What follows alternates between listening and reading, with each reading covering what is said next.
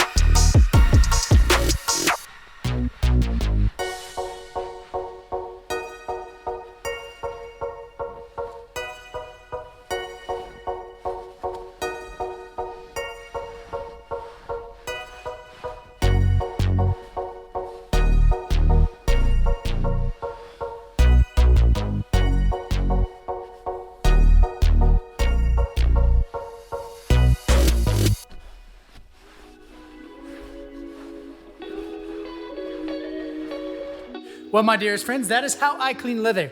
It's really, really simple. I just be really, really careful because I don't want to cause any damage. That's it. See you on the next one. Bye.